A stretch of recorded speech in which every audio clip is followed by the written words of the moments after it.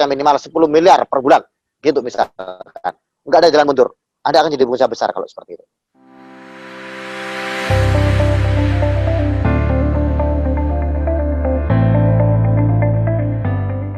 Bismillahirrahmanirrahim. Assalamualaikum warahmatullahi wabarakatuh. Alhamdulillah senang sekali kita bisa berjumpa kembali di acara kelas online Think Indonesia. Nah, pada kesempatan kali ini, perkenalkan saya Muhammad Solihin yang akan memandu jalannya kita, sharing kita pada malam hari ini. Untuk pemateri kita pada malam hari ini yaitu Mas Erik.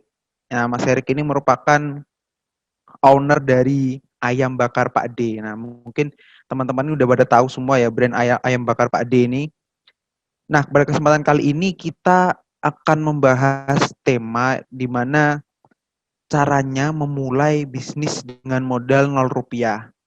Nah, nanti bisa dijelaskan langsung oleh Mas Erik dan teman-teman nanti bisa juga tanya-tanya atau sharing-sharing gimana caranya kita itu bisa memulai bisnis dari modal 0 rupiah. Nah, buat teman-teman ini yang mungkin belum tahu Think Indonesia ya, mungkin udah ada yang berapa yang follow ataupun subscribe YouTube kita, ada yang masih belum tahu Think Indonesia itu apa. Jadi, Think Indonesia ini merupakan lembaga pendidikan, pelatihan, dan sertifikasi di bidang entrepreneurship serta profesional. Nah, kita di bulan Oktober ini ada program yaitu Basic Entrepreneurship Class, di mana teman-teman bakal diajarkan bagaimana caranya memulai bisnis sampai teman-teman ini mempunyai sebuah usaha ya. Sampai usaha teman-teman ini berjalan dan mempunyai omset. Nah, nanti itu langsung dimentori oleh mentor-mentor yang udah berpengalaman dalam menjalankan sebuah usaha. Nah, salah satunya adalah Mas Erik, pemilik Ayam Bakar Pak D ini. Halo Mas Erik. Halo Mas, Assalamualaikum. Waalaikumsalam Oke, warahmatullahi siap. wabarakatuh. Sudah siapkah semua teman-teman ini? Insya Allah Mas, ini udah bergabung beberapa, nanti mungkin bisa nyusul-nyusul juga ini Mas. Oke, Assalamualaikum. Assalamualaikum warahmatullahi wabarakatuh. Waalaikumsalam warahmatullahi Ini sesinya wabarakatuh. perkenalan dulu apa langsung materi nih Mas, kira-kira Mas? Langsung ini aja Mas, perkenalan dulu nanti langsung disambung ke materi Mas. Gitu ya. Oke. Oke. Oke. Jadi alhamdulillah semoga Bismillahirrahmanirrahim. Assalamualaikum warahmatullahi wabarakatuh. Alhamdulillahirrahmanirrahim. Wassalatu wassalamu ala asrofil anbiya wal mursalin. Sayyidina Jema'in amma ba'du. Semoga Allah ridho dan membersamai kita hari ini ya. Amin, amin, amin ya Gitu. rabbal alamin. Iya, yang belum kenal, kenalkan saya Erik. Alhamdulillah saat ini dititipi sama Allah ini ayam bakar Pak D. Gitulah kira-kira. Jadi saya nggak lagi ngajarin, enggak. Kita sama-sama belajar aja lah. Sama-sama belajar, sama-sama sharing-sharing. Semoga ada insight yang bisa kita dapatkan malam ini. Itulah kira-kira. Amin, amin ya rabbal alamin. Semoga ada insight yang bisa kita dapat malam ini gitu ya. Saat ini Pak D alhamdulillah sama Allah ada 40 outlet lebih lah. Kita dari beberapa kota. Surabaya, Sidoarjo, Gresik, Malang, Kalimantan gitu ya. Dan proyeknya mungkin tahun ini kita mau buka di beberapa kota lagi. Insya Allah seperti itu. Gitu insya Allah. Yang mau saya sharingkan adalah gini. Banyak teman-teman bertanya, Mas kira-kira buat restoran ayam bakar Pak D butuh modal berapa tuh? Ratusan, miliaran. Kadang saya tuh ketawa gitu ya. Buat restoran itu banyak nggak pakai uang gitu loh. Gitu loh.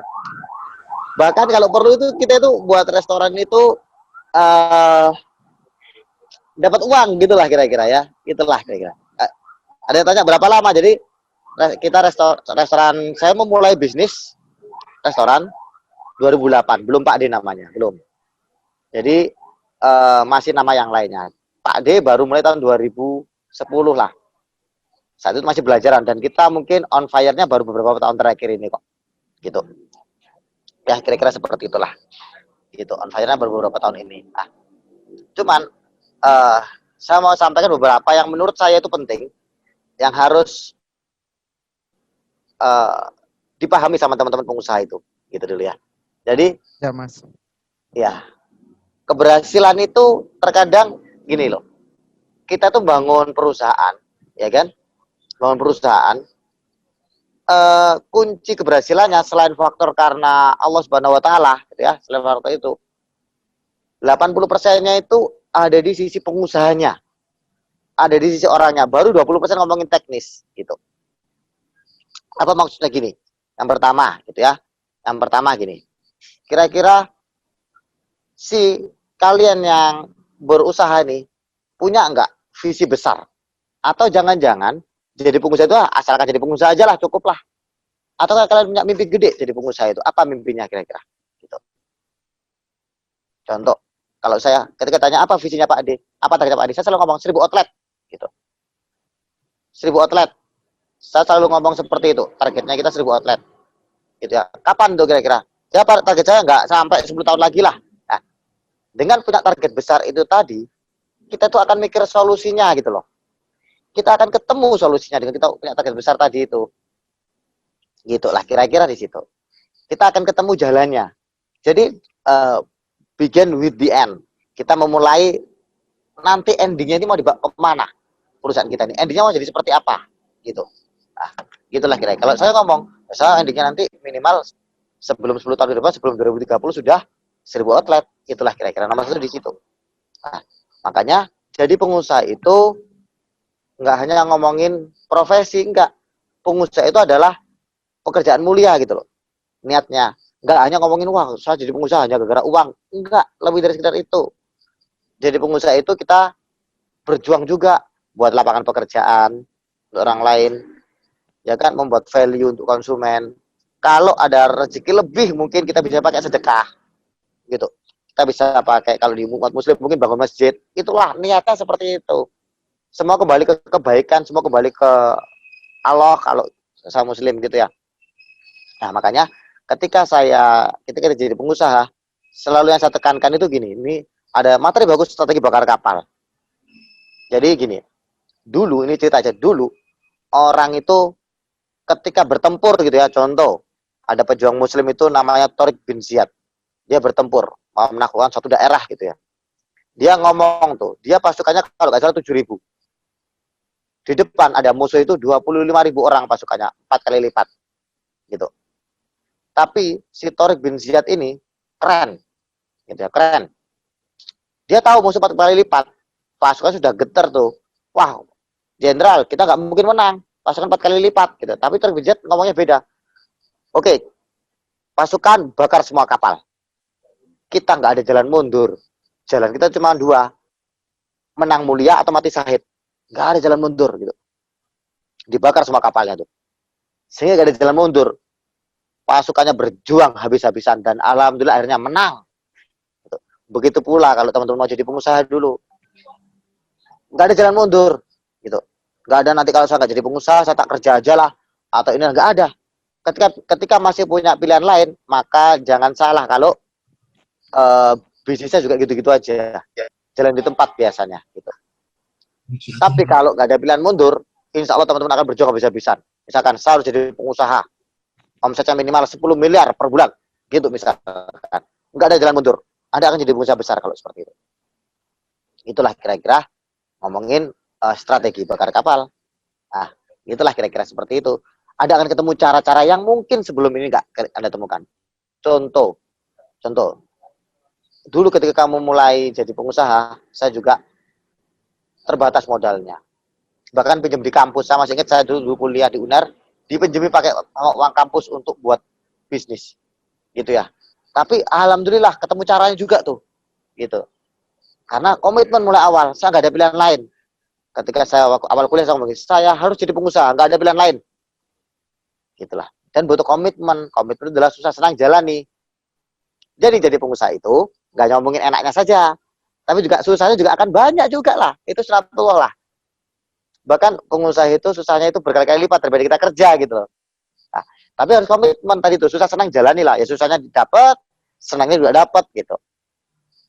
Itulah kira-kira kalau kita jadi pengusaha. Gitulah kira-kira. Nah, makanya kenapa kok saya ngomong di faktor si pengusahanya tadi. Gitu ya. Faktor pengusaha tadi. Gitu. Dimulai dari tujuan dia mulia tadi. Ketika jadi pengusaha, apakah hanya untuk dapat uang atau kayak pengen bermanfaat untuk umat. Ya, maka mulailah dengan tujuan bermanfaat untuk umat. Ketika nawa itu kita niat kita benar-benar, wah sama jadi pengusaha ini biar berkah dan bermanfaat untuk umat, Allah akan menyiapkan kemudahan dan banyak cara. Allah akan menyiapkan itu. Itu janji Allah di situ. Gitu. Gitu. Contoh, ketika corona kemarin, alhamdulillah Allah juga ngasih pertolongan sama Pak D. Yang selama ini nggak saya pikirkan gitu ya. Itulah bentuk pertolongan Allah. Maka dimulai dari niat tadi itu, niat mulia itu, dimulai dari benar-benar kita tuh nggak hanya ngomongin uang, tapi ngomongin apa yang kita berikan untuk umat ini, bangsa ini. Itulah kira-kira. Gitu. Next Mas, monggo. Slide-nya. Nah, maka gini, nanti untuk strateginya gimana buat transfer modal nanti saya bahas di tracker sendiri ya gitu. Maka perlu namanya spiritualisme gitu. Ya, kita sebagai manusia, apapun agama kalian yakin bahwa hidup ini 100% adalah pertolongan dari Tuhan gitu. Bahwa hidup ini Tuhan yang menentukan bagaimana arahnya gitu. Maka karena kita punya Tuhan, kalau saya di Islam punya Allah, ya, ketika pengen apapun sampaikan aja sama Allah. Ya Rob, saya mau ini. Ya Rob, saya ingat waktu itu ya, di suatu sore itu saya gini. Ya Allah, saya itu pengen punya restoran. Tapi modal saya itu terbatas banget lah. Cuma dapat pinjaman 2 juta waktu itu dari kampus. Ya Allah, tunjukkan saya jalan. Gitu. Tiba-tiba itu datang aja inspirasi dari Allah tuh. Oh gini loh caranya, oh gini loh. Cara-cara yang sebelumnya nggak pernah dipikirkan orang lain bahkan. Cara itu dulu masih belum ada. Gitu. Dulu masih belum ada cara itu. Sekarang mah sudah banyak niru gitu. Tapi kita selalu pengembangan cara baru gitu ya. Mas, nggak pakai uang, nggak pakai modal berarti pakai utang. Enggak. Kita mengembangkan restoran juga nggak pakai utang. Gitu. Ya. Jadi seperti itu. Apakah pakai investor? Belum tentu juga. Banyak kita juga nggak pakai investor, banyak juga. Oke, next Mas.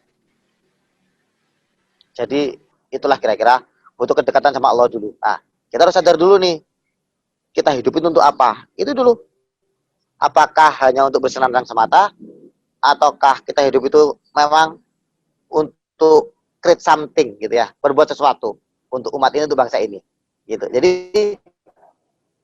tentukan tujuan hidup kita dulu nomor 1. Banyak orang bilang, wah nanti kan jalan hidupnya mengalir seperti air. Enggak. Bukan seperti itu konsep hidup. Yang saya tahu orang-orang besar itu, dia itu jelas hidupnya mau ngapain itu jelas. Dia itu jelas punya cita-cita apa, target apa itu jelas gitu.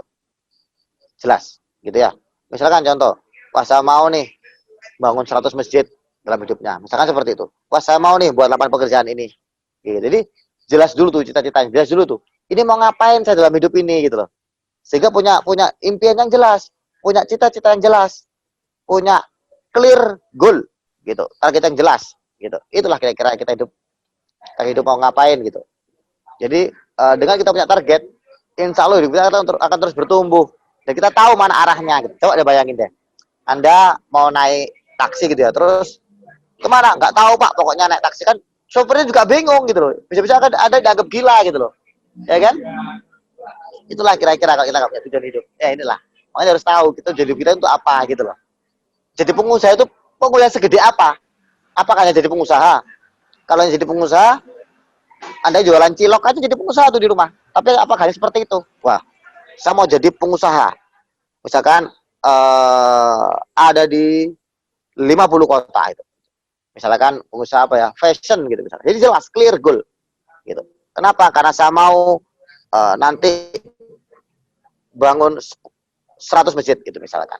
Itu jadi jalan hidup saya gitu. Itulah kira-kira. Next Mas, monggo. Itulah kira-kira ketika hidup. Maka dimulai dari niat baik tadi. Next Mas. Next.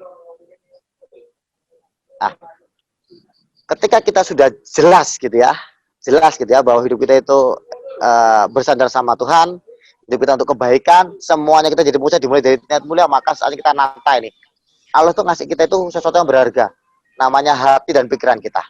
Nah, makanya Allah tuh ngasih otak itu luar biasa loh. Itu pemberian Allah yang nggak berharga loh. Maka Allah tuh ngasih model yang luar biasa ada dalam hidup. Namanya otak yang kita berikan Allah. berpikir. Maka gini, biasakan kita tuh punya apa ya, dipakai berpikir lah. Coba ajuin deh gini, misalkan Anda punya bisnis ya, omsetnya 100 juta per bulan. Mikir gini, gimana ya caranya ya biar omset saya nih bulan depan 200 juta. Diajak tuh untuk berpikir seperti itu. Dilatih otak kita untuk berpikir. Mesti ketemu cara nanti. Nah, jadi daripada sibuk mengeluh, sibuk sambat, wah corona ya, daripada gitu misalkan. Coba dilatih berpikir aja lah, gimana caranya ya. Nah, jadi belajar berpikir dan kemampuan berpikir itulah yang perlu kita miliki. Itulah kira-kira di situ. Jadi kemampuan berpikir untuk hidup terus bertumbuh, nggak hanya stagnan saja. Itulah kira-kira. Jadi melatih otak kita untuk berdaya, gitu. Coba, jadi gini, kita kalau pengen tahu itu seberapa hebat kita berpikir, gini, berapa jam dalam sehari waktu yang kita sisihkan untuk kita benar-benar berpikir. Itulah kira-kira. Berpikir tentang bisnis kita mungkin, berpikir tentang perusahaan, tentang kehidupan kita, gitulah kira-kira. Jadi, please siapkan waktu untuk berpikir, untuk buat strategi, untuk eksekusi juga, gitu. Next mas, monggo. Jadi itulah. Nah, impian pun harus jelas dan tertulis. Gitu. Saya ingat ketika dulu masih kuliah gitu ya, saya impian saya jelas banget. Saya mau jadi miliarder. Saya tulis di tembok kamar saya pakai spidol dan nggak saya hapus sampai sekarang. Jadi jelas tuh, clear goal tadi saya ngomong ya, gitu. Itulah ketika kita mau jadi pengusaha di situ, impian kita apa dulu tuh. Nah, banyak orang nggak kemana-mana hidupnya atau nggak jelas karena nggak punya impian. Impianlah yang akan menuntun kita ini apa yang mau kita raih gitu. Seperti tadi naik taksi tadi. Coba kalau nggak jelas, mau kemana mbak, mau kemana mas, nggak tahu pak, pokoknya saya mau naik taksi. Bisa-bisa ada turun di tengah jalan, dia orang gila. Tapi kalau ada kalau jelas pak, saya mau ke sana, ke Galaxy Mall, ke Tunjungan Plaza gitu, akan nyampe juga tuh, ya kan? Jadi harus jelas impiannya. Next, monggo. Gitulah, itulah pentingnya kita nulis impian, gitu, ya kan? Ah, impian itu boleh nggak masuk akal, boleh nggak masuk akal. Selama caranya masuk akal, akan jadi masuk akal. Bagi banyak orang, buat restoran itu tanpa modal nggak masuk akal. Tapi selama caranya masuk akal, jadi masuk akal. Gitu lah kira-kira. Ya, a big why, gini.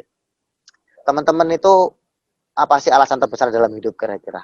Misalkan gini, Pak, saya mau nih jadi pengusaha gede. Saya mau omset saya sebulan 5 miliar. Saya mau net profit saya sebulan 1 miliar misalkan. Big way itu gini, untuk apa? Kan selalu ditanya, untuk apa? Sama Allah juga akan selalu ditanya, untuk apa ndak kamu mau uang segitu banyaknya? Big way itulah yang akan menuntun kita, membuat kita semangat. Maka tentukan alasan kuat Anda, kenapa kok Anda harus jadi hebat. Gitu, misalkan, ada gini, saya pengen menghajikan orang tua saya. Itu big way Anda, bagus tuh. Gitu ya. Big way Anda di situ bagus tuh, sama dengan orang tua saya. Sama bangun masjid misalkan. Bagus tuh, gitu. Sama mau sedekah mungkin misalkan gitu. Atau bisa juga big way yang mungkin digemari anak muda. Saya mau punya mobil Mercedes gitu. Bagus juga tuh. Saya mau punya mobil Pajero. Bagus, jadi tidak masalah. Yang penting ada punya alasan yang kuat gitu loh. Gitu. Syukur-syukur alasan itu berkaitan dengan spiritual. Saya mau bangun masjid misalkan, saya mau membahagiakan orang tua saya, mau menghajikan orang tua saya, mau umrohkan setiap tahun orang tua saya, sehingga itulah kenapa saya harus sungguh-sungguh. Itu keren tuh kalau seperti itu. Gitu. Next mas. Nanti kita mungkin paling banyak mungkin tanya jawab ya, paling banyak seperti itu. Dan inilah. Jadi mohon maaf kalau saya mengutip nanti ini mengutip banyak beberapa ayat Al-Qur'an ya. Karena itulah bagi saya di Muslim, itulah panduan saya dalam hidup ini. Allah itu di Islam itu udah ngasih tahu. Kalau kita di Al-Quran udah kasih tahu. Kalau kita mau sukses, nomor satu punya tujuan jelas. Dan saya yakin semua setuju. Kita mau ngapain? Apa target kita? Tujuan jelas-jelas dulu. Nomor dua suruh buat strategi. Jadi tujuan misalkan ya, Anda mau buat, oh Pak, saya mau fashion saya sekarang omsetnya 100 juta, saya mau ke depan 200 juta. Anda akan ditanya, ajukan dalam diri sendiri, bagaimana ya caranya biar omset saya 200 juta gitu. Itu malah maka mulai berani buat strategi. Contoh ini saya bongkar. Ketika saya dulu bertanya, gimana buat restoran tanpa modal? Oh, tak saya berpikir tuh waktu itu nggak masuk akal ke saya, tapi berpikir, oh iya gini caranya ya. Saya cari restoran. Ini strateginya. Tak. Saya kasih tahu teman-teman. Saya bongkar strategi kita. Saya cari restoran yang sepi, yang tutup, yang nggak jalan. Untuk apa? Untuk saya ajak bagi hasil. Restoran yang sepi tutup, itu saya ajak bagi hasil, kerjasama bagi hasil. Kan daripada dia restoran tutup juga, sepi juga kan kita saja bagi hasil. Gitu. Saya akan ngelola restorannya itu. Itulah kira-kira yang saya lakukan waktu itu. Coba dia bayangkan. Kalau restoran itu sudah sepi, tutup gitu misalkan, ya kan? Peralatannya ada, semua udah komplit. Cuma 3 manajerial aja gitu loh. Sehingga kita bisa operate restoran itu nggak pakai uang. Gitu kan ya? Pakai utang ya, nggak utang lah, utang dari mana? Kan gitu. Itulah kira-kira yang kita lakukan. Gitu loh. Saya tuh ingat waktu kuliah dulu gini. Cipta tuh bilang, saya itu bangun yang namanya Ciputra, gitu ya, Citraland, dengan sedikit uang, gitu ya. Tanahnya kerjasama sama orang, gitu. Gitu. Bangunnya kita jual dulu, dapat uang baru kita pakai untuk bangun rumahnya, gitu. Itu salah satu strategi juga bagi dia kan gitu. Makanya Ciputra bilang dengan sedikit uang saja dia bisa bangun Citraland waktu itu. Gitu. Itulah. Jadi banyak bisnis-bisnis yang bisa dibangun tanpa modal itu banyak. Artinya tambah uang ya, tetap kita butuh modal. Pikiran kita itu modal kita. Gitu loh. Ya kan? Anda action itu modal Anda gitu. Nah, itulah. Makanya perlu kemampuan kita buat strategi di situ. Next Mas, monggo. Itulah strategi. Dan paling penting adalah aku kan bilang kalau kita mau sukses, action. Jadi nggak hanya kebanyakan mimpi, nggak hanya kebanyakan mikir lah. Tapi juga harus eksekusi. Itulah kira-kira. Itulah kira-kira yang kita lakukan di situ. Gitu loh ya. Maka perlu gini. Kalau pepatah Cina bilang, perjalanan 1000 mil dimulai dari langkah pertama. Udahlah eksekusi lah. Kalau tolak bagaimana? Ya jalan lagi. Gitu loh. Banyak dari kita itu hanya melihat keberhasilan seseorang itu ketika dia berhasil. Anda nggak lihat ribuan penolakan di dalamnya.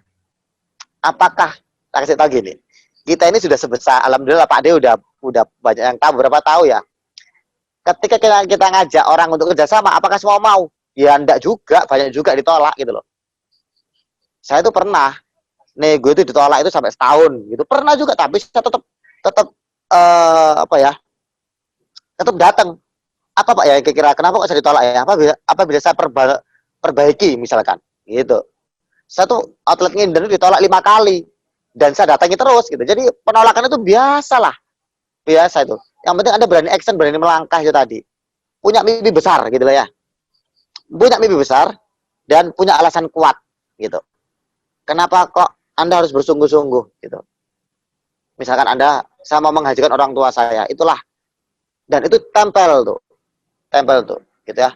Iya, kalau ada pertanyaan monggo yuk, langsung yuk. Jadi butuh kemampuan action tadi gitu.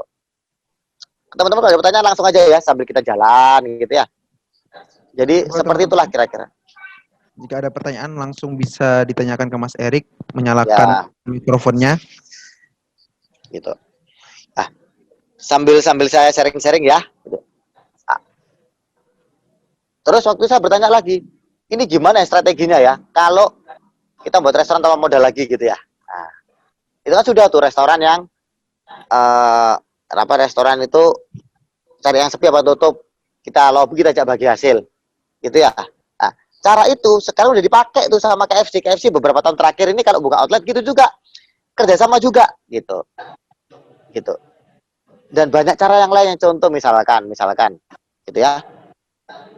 Misalkan kita ada outlet di Sepanjang itu depannya Rumah Sakit Surya gitu ya. Nah, saya datang gitu tempatnya tuh, Pak, tempatnya ini kok harusnya dikontrakkan gitu. Minta berapa Pak? Oh, minta 120 juta Mas setahun. Saya datang, saya lobby gini, Pak, daripada tempatnya itu disewakan 120 juta, Bapak mau nggak saya kasih tahu caranya? Gimana biar dapatnya lebih dari 12 juta setahun, Pak? Gitu. Ya, gimana Mas caranya, Mas? Gini, Pak. tempatnya bapak bangun buat restoran pak, gitu. Nanti saya yang operate restorannya, dibangun tuh sama dia, bangun sama dia, gitu ya, jadilah restoran, gitulah. Seperti itulah kira-kira. Itu jadi enggak, jadi dia membangun tuh restorannya, dibangun sama dia, jadi restoran sehingga saya kelola, gitulah kira-kira. Kita bagi hasil juga di situ. Itu banyak yang seperti itu, banyak, gitulah banyak. Artinya kalau kita sungguh-sungguh akan selalu ada jalan, gitu. Ini pertanyaan paling klasik yang sering ditanyakan sama saya. Mas Rik, kira-kira Mas Rik ini jago masak nggak sih kok bisa punya restoran gitu ya? Alhamdulillah, Allah ngasih kelebihan sama saya untuk jago masak. Terima kasih telah menonton video ini. Jangan lupa like, comment, share, and subscribe.